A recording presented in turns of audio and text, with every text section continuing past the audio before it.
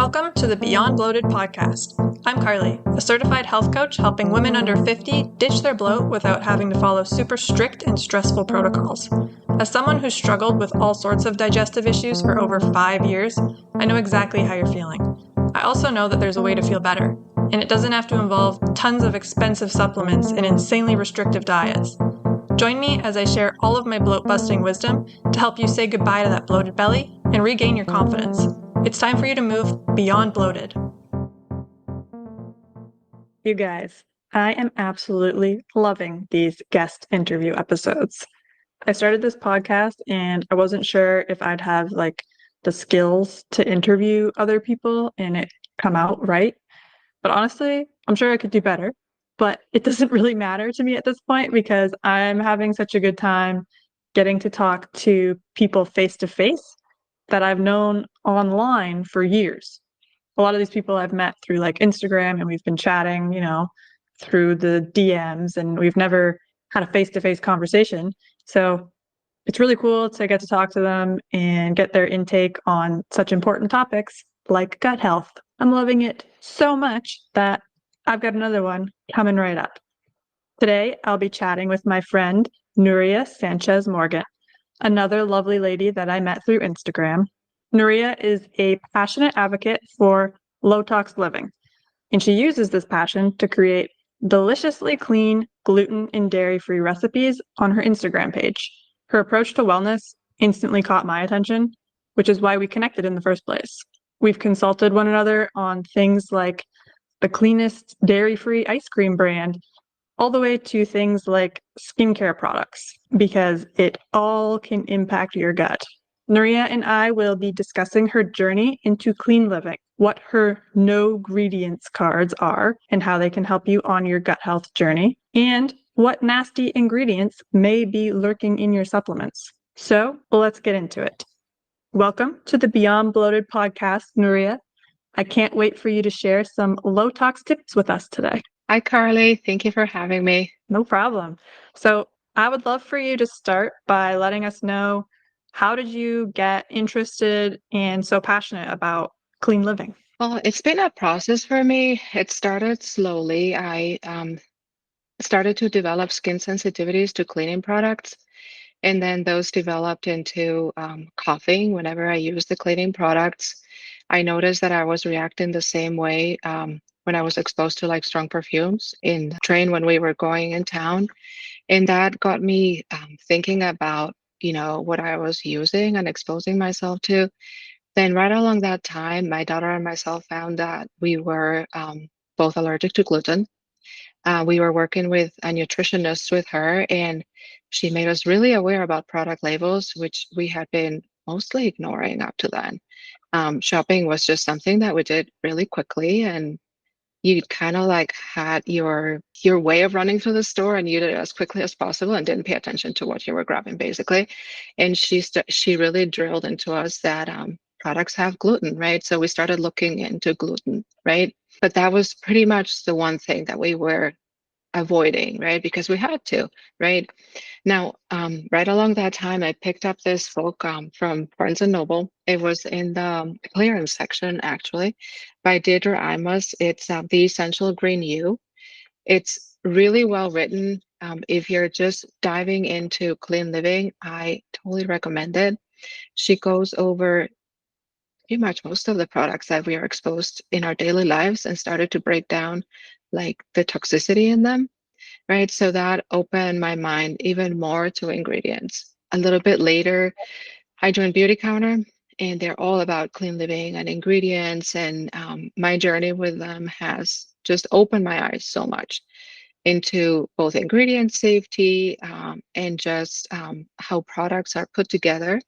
So for me, it's been a gradual process. It started with cleaning products, and now over the past couple of years, it's taken me to supplements. That's kind of the area that I'm working on now, right?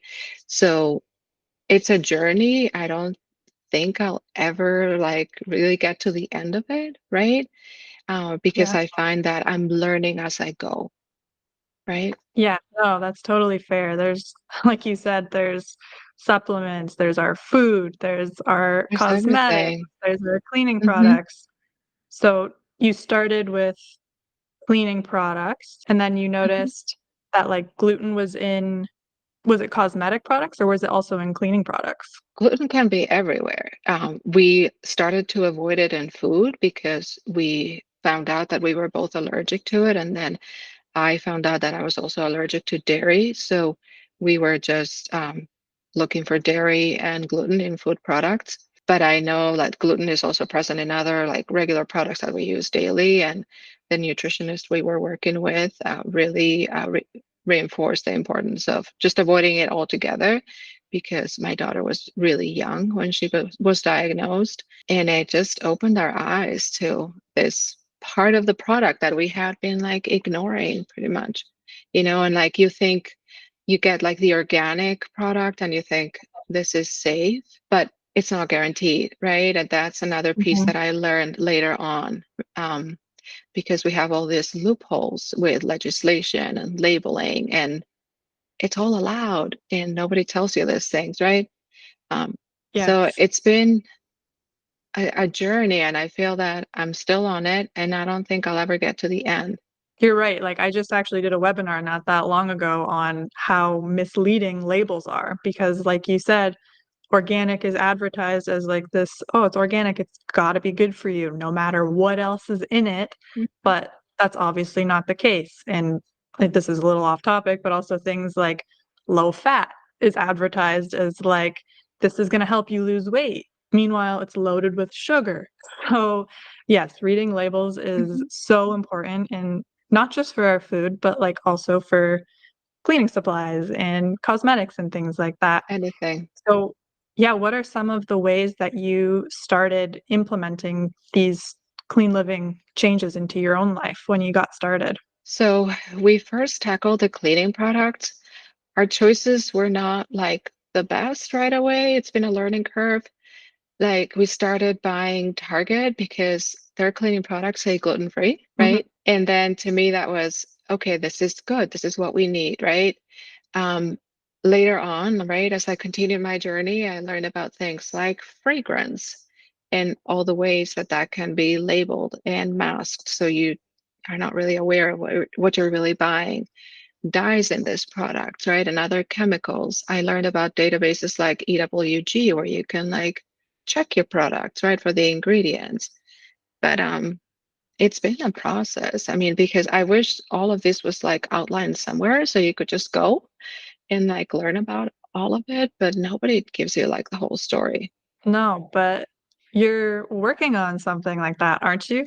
So yes, I have been working on developing digital tools that go along with my clean living approach, which is what I share on my Instagram page. And I have developed what I call the no gradients cards. So I broke them down into categories. I have one for cosmetics, one for cleaning products, one for supplements, and then I'm developing one for food products. And here I list most of the ingredients that we should be avoiding in these products. So they're kind of like a quick reference sheet. They download to your phone. You can store it as a picture. So if you're shopping at the store, like I know how overwhelming it is to flip the product over and try to read all the different chemicals, right? And I don't know if you've noticed, but a lot of the labels now are like in really small print. And as you're Mhm. getting older and your eyes are not the best, right? You're like, oh my God, right? Um, so this is just kind of like a cheat sheet that you can have in your phone, and it opens up as a picture, and you're trying to figure out if this product is safe, but you can't really remember whether dimethicone is a good ingredient or not. You just look at my cheat sheet, and if it's there, you will put it back on the shelf and you look for something else. So I was just thinking of a way to kind of like simplify the whole process, especially if you're just diving into low tox living or lower tox living, right? Because I realize how overwhelming it can be, just like from my personal journey, right? Right. Yeah, and that's so helpful because I feel like even myself, I'm very focused on healing my gut, but like I started with food. So I noticed like food was triggering me. So I'm very knowledgeable on ingredients in the food products that I'm purchasing. But then I'm slowly transitioning over into like cleaning supplies. So I've started Mhm. getting cleaner cleaning supplies. And then now that I've got pretty much all my cleaning supplies solid, I'm switching over to like my cosmetics. But I find that it's so much more difficult for me to like remember the names because like you said, they're so long and like they're not common names. Like when we look at an ingredient I know. label, it's like gluten, Mhm. milk. I know I'm intolerant to that. Or, like preservative names that come up all the time. Like you kind of, they stick in your brain and you remember them easier. But when I see like that super long name that you just said earlier, like I've already forgotten it. So if I look at it again on a product label, I'm going to be like, wait, was that the good one? Was that the bad one? I can't remember. So having like a reference to just quickly glance and be like, okay, this is Mhm. gonna cause, whatever side effect. I don't really want that. That is awesome. So I think that's a great idea that you have. You mentioned supplements. So obviously me and my listeners, we are probably into supplements pretty heavily, at least at one point or another. I've really laid back recently, so I'm taking a lot less supplements, but I still take daily supplements. So, can you like let us know why we need to be looking at supplement ingredients? So supplements is a new field for me. I've been working on like what I was taking over the past couple of years. And what I was really surprised and like also angry at the same time is when I learned just how much stuff goes into them. Like if you think about the fillers that they put in, and then you actually do some research on the ingredients and see all the effects they can have on gut health, the gut microbiome, right? Then we have the sweeteners because, like young kids, I have young kids at home. They won't take their vitamins unless they have some kind of sweetener in them, right? But not all of them are healthy. The colorings, because I guess our supplements are more appealing if they have a color to them, right? And all of these, like they have negative effects on our gut, the microbiome, the lining of the gut. So to me, like learning more about this over the past couple of years has been like equal parts surprising and just maddening that like this kind of stuff is allowed and like these products are on the shelves. And like we're buying them because like our lives are so packed, there's like no time for that stuff. I No, used to feel like that, like shop, shop, shop, fast, fast, fast. Let's go, let's get it done. You grab whatever, check it off the list, but like, what are you really getting? And is it really having a negative impact on your body? Right? yes. And supplements have such a like span on quality. If you Hmm. go to Shoppers Drug Mart, I don't even know if they have a supplement there that isn't garbage. Like Shoppers Drug It's Mart, true. like any sort of drugstore like that sells, the standard super cheap but highly promoted supplement brand. One comes to mind, but I won't call them out. And you Mhm. read the ingredients, and if you're someone who doesn't know much about supplement ingredients, which was me not that long ago, you just see, I'm looking for vitamin D, cool, good. Who cares what's in it? It's a natural supplement, right? Like that vitamin D is natural, so I'm not harming myself by taking this supplement. But we don't think about what else is in there. Like when you get a capsule, the whole capsule isn't just vitamin D. There's a lot of other stuff in there.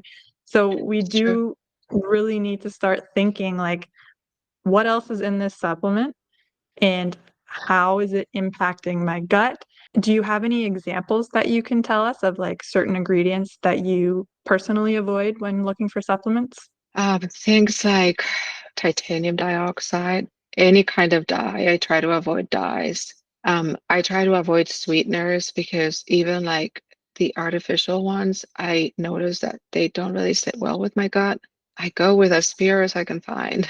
I like companies that also try to source their ingredients and do some testing on the ingredients that they use, because um, we now know that those ingredients that are in our supplements can come contaminated with heavy metals, right? So then you're buying this vitamin D, you're buying this fish oil, and you think you're doing a great thing for yourself, but you're also exposing yourself to heavy metals, right, as you're taking it, because the company you buy from doesn't really test for this. So there's just so many layers to the whole thing. Yeah, no, you're so right. Like dyes are terrible in our food, so they're also going to be terrible in our supplements. There are also ingredients in supplements. Like I personally have started trying to find cleaner supplements, and this is not a sponsored thing, but the only two brands that I've been buying from right now are Pure Encapsulations and Platinum Naturals, because every other supplement that I pick up, even like other high quality brands, they contain like magnesium stearate. It prevents you from absorbing the supplement, like the nutrient that you're trying to get.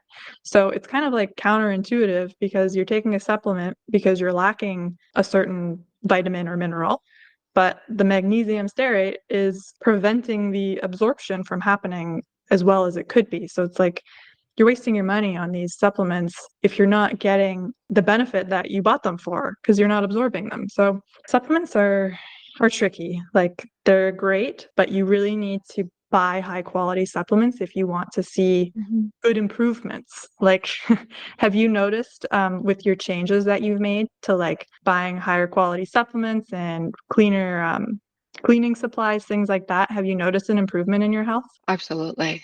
Like I used to just start coughing when I was cleaning. I've noticed a huge improvement in my gut with the new supplements once I started cutting all the fillers, the dyes, the artificial sugars. Yes. I love Pure Encapsulations too. I think they do an outstanding job with their products, and they know that. I also like Ritual. I think they're also in Canada, right? They are I don't know. pioneers. So Ritual is great. If you take a multivitamin, um, they pioneered the tracing your ingredients in vitamins and testing for heavy metals. Again, something I never thought about. I thought all of that stuff was like guaranteed, right? And then you learn, no, wait, there can be heavy metals. They don't have to test for them. So, I mean, it's been a journey. Yeah, and how, because you said your kids don't like to eat their supplements or take their supplements if they're not sweet. So how does that also translate into their diet? Because I know you post a lot on Instagram of like low-tox, clean, gluten-free, dairy-free recipes. So they're obviously using high quality ingredients, and children can be picky. So how Oh, are they yeah. with that? I mean, it's a process. We have narrowed down, like for the supplements, we use Mary Ruth Organic for the multivitamin, which is pretty clean. Um, but it's been a process with them because they're young. They eat very clean. I don't do the junk food. I'm not a fun mom. Uh, they do get the stuff, like we'll go to the movies and like my daughter will grab her Sprite, right? I'm like, okay, you can have the Sprite right here, right? But I don't have that stuff around. They eat fairly clean, I think. And that's how Yeah. we try to keep it. We do give them their fun stuff like Halloween. They'll have their M&Ms, even though I cringe with the food dye. And then I see like the hyperactivity right after the M&Ms with the food dyes, right? But I'm like, it's their night, they can do that. But it's not like a daily thing. You just have to find like your happy balance, right? You can't like restrict it 100%, but I don't think that giving them a free rein is healthy. So that's kind of like our happy balance. Yeah, no, I think that's a great approach, because you're not eliminating it completely. So they are experiencing Mhm. it and they're getting a dose of it, but you're doing them such a big favor, because I know when I was younger, Dunkaroos and all the disgusting things that I ate when I was younger, and my gut was annihilated by the time I was like 20, 21. So Yeah. I really think they'll be better off for it personally, through experience and through all the other cases that I've seen, every story that I've heard, people are like, yeah, when I was younger, I ate all this garbage and now here I am. So what we eat and what we put into our bodies, whether that be food or inhaling toxic fumes from our cleaning supply, it all adds up. And it sounds like you're running a very clean household, but it's still filled with delicious food. I see your Instagram and they're not lacking flavor. Oh, they're exposed to a lot. I know they're exposed. And when I'm baking, and on the weekends, they'll all be in the kitchen, like, what are you making? Yeah, we try.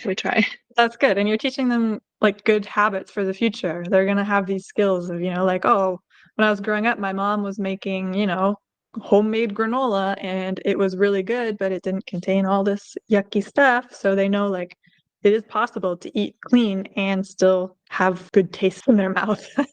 And have fun. I know, and that's what I try to tell them. I'm like, guys, like they know about things like fragrance, right? And I didn't learn about it until I was well into my mid 20s. I mean, my guys, you're so lucky. And like they know about the labels and we talk about greenwashing and all these things. And my guys, like this is like stuff I wish I had learned when I was way younger, you know? Me too. It would have saved me some grief. So, what would be your advice for someone who wants to start living a cleaner lifestyle, but they're like, I have no idea where to begin or what to do? Okay, so here I would share my mantra for clean living, which is attainable progress, not perfection. So you can't deal with all of it at once. You have to break it out into like manageable units, right? You have to start with whatever you use most, right? So if you want to deal with products first, I would start with personal care products and just replace products as you use them. I mean, we can't just throw everything out the window right at once. So it's gotta be gradual, it's gotta be manageable, and it has to fit your lifestyle. So if you have a lot of time, then maybe you can spend more time making foods from scratch. Maybe you don't need to buy your sandwich bread because you can make it at home, right? Um, if you don't have a lot of time, you have to settle for one in the grocery store. So you have to find that happy spot for you. But what you need to remember is that this is a journey. Like I'm still learning. I don't think I'm ever going to get to my destination because it's a process, right? And you have to make it attainable for your lifestyle and your needs and your situation. Yes, I love that. That's very good advice because I feel some people will think, oh my God, everything is toxic. I need to throw it all out immediately and start from Mhm. scratch. But one, that's a waste of money. I mean, at this point, you've already been using it up until this point. So if you just finish that one bottle, it's not going to be like the nail in the coffin. Mhm. So, finish the products that you have. And as you said, as they run out, maybe start researching a replacement. So, you've run out of your laundry detergent. Maybe you start looking up better options for laundry detergent. So when that one's run out, now you have a replacement. And that way it slows it down too, because like you're not going to run out of everything all at the same time. So it's like as the year goes on and you start running out of these things, you can one by one start replacing them as you see fit. I like the point where you said you don't need to be perfect. I'm not perfect. You said you're not perfect. We will never be perfect. The point is to reduce. We can't eliminate completely. It's the world that we live I in. can't. It's toxic. Yeah. Yeah. So if you can just reduce as much as you feel you want to, like nobody's forcing you to do any of this. It's up to you. But like you said, you Mhm. were feeling ill, you were coughing, you had skin problems. So the fact that you reduced, but you didn't eliminate, made you feel so much better. And you didn't have to get rid of every single toxic product that you own to accomplish that. Like, at what point in your journey did you start to feel, wow, I feel so much better than I did? For me, like once we replaced the cleaning products, once we changed the diet was like instrumental for me. And I eliminated the gluten and the dairy and the dyes and the artificial sweeteners. I felt like so much better. And now, then I started working on my personal care products. I could see the difference in my skin right away. You don't have like that. constant underlying irritation and redness, right? Um, it's kind of like the little things, and sometimes we just don't really pay attention to them because we're like so overbooked in our lives, right? There's just no time for that. And it's only when you slow down that you're like, oh, wow, like I had this and I just didn't know what it was, I just didn't know what it was. Yeah, I always say like people don't know how well they can feel until they make the change and they start feeling it. And Mhm. then they're like, oh my God, I actually felt terrible this whole time and I didn't know because it's what you're used to. Like if you're used to just having irritated skin all the time, you think this is normal. This is just what my skin is like. And then if you Yeah. maybe start to replace the products with higher quality stuff, your skin irritation goes down. Now you realize it's not your skin that's the problem. It's the toxins that are in the products that you're applying to your skin. No, it's like that. Like I used to think I just don't have the right lotion. That's why my skin is irritated and dry. And like you try all the different things and then it's like nothing works. You go to the dermatologist and they're like, you need a steroid. And then you get to the point where you're like, I can't be on steroids all the time. Like it's just not helping my skin. So yeah, it's a journey. Yeah, well, that is incredible that you've made all these changes. Like you've improved your food quality, your cleaning products, your skincare products, and you're still working on improving even more because like you're enjoying it. You want to live a clean life and you're like really benefiting from the effects of this. So that's really cool. And it's also really cool that you are creating these no ingredients cards for people like me who can't remember what the bad ingredient in my sunscreen is. So, before we go, if you could just tell us when they will be released and where we can purchase them, and also where we can find you to follow your recipes. So you can follow me on Instagram. Handle is at peonies underscore and underscore latte. The no ingredients cards will be on my stand store. They will likely be there beginning of June. We're wrapping up the school year, so I have more time. And yeah, and I hope to keep developing more tools just to help people along on their clean living journey and just to make the transition a little easier because I know how bumpy and like terrifying it can be. Yes, it can be, and it's very useful to know, when you're getting started, I have no idea what to look for. And if you just have a list where you can simply glance at the list and be like, is this in my product? Yes or no? That simplifies things. It takes weight off your shoulders and saves you time from having to research. Like I remember standing in the store, picking up every single sunscreen, being like Googling every ingredient because I have no idea what is supposed to be in sunscreen. But if I had a list that said, just don't buy these ones, that'd be awesome. So I'm looking forward to those cards coming out. I'm going to link them in my podcast episode notes so everyone can go check those out when they're there. I really appreciate your time today. This has been awesome learning about your journey into low tox living, and you've really helped me learn some things as well. So thank you for being here today. Thank you for having me. After that conversation with Nuria, I feel so inspired to swap out more of my toxic products for cleaner versions. I'm not striving for perfect, but it does make me feel really good knowing that I'm buying the best quality product for my body. I also have some good news. Since I record these episodes in advance, by the time you are listening to this episode, Nuria's no ingredients cards will be available on her stand store. I've linked her storefront and her Instagram in the show notes. So head on over, follow her. You'll get lots of inspiration for clean, gluten-free, dairy-free recipes, as well as additional low-tox living tips. Her no ingredients cards are a game changer for anyone who is starting out on their low-tox journey and has no clue what ingredients they should be looking out for, but also for people who may be experienced in one area but not another, like myself. I would definitely benefit from a list of ingredients that I should be looking out for in my personal care products, since the ingredients in my skincare are quite different than what's in my food. If you enjoyed my conversation with Nuria today, let me know by leaving a written review on Apple Podcasts. This feedback helps me understand what content you guys want to hear, and it also just makes my day. Thanks so much for listening, and I will talk to you next week. Thank you for listening to the Beyond Bloated podcast. If you enjoyed today's episode, please take a moment to subscribe and leave a review. And don't forget to share this podcast with your fellow gut goddesses. If you'd like to chat about today's episode, send me a DM on Instagram at beyond.bloated. Until next time, bye!